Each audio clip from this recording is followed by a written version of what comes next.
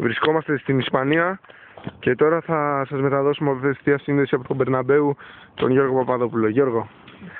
Εμίλε, καλησπέρα. Καλησπέρα. Καλησπέρα κυρίες και κύριοι. Πες μας τι συμβαίνει εκεί πέρα, τι γίνεται, πώς είναι το κλίμα. Είναι η ώρα 9.30 το βράδυ. 9.30. Και περιμένω... Έχουμε 2 ώρες διαφορά δηλαδή. Είναι 7.30 το βράδυ, συγχωρείτε. Και... Δεν έχουμε διαφορά δηλαδή.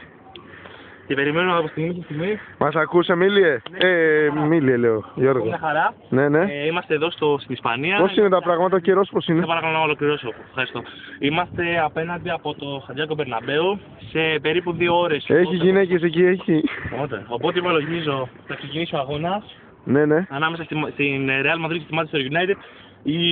Τα ειστήρια έχουν στελθεί, όπως καταλαβαίνετε, εδώ και 2 εβδομάδες. Εντάξει, δεν μας ενδιαφέρει, θέλουμε να δούμε το γήπεδο. Οι αποστολές έχουν φτάσει.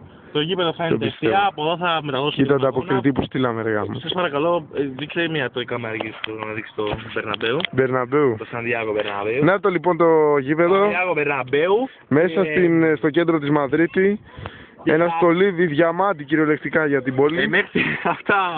Αυτά μέχρι στιγμής. Θα έχουμε και περαιτέρω σύνδεση για να πούμε και τα υπόλοιπα. Παπαδόπουλος Γιώργος για το στάρ. Εμίλιο. Εμίλια.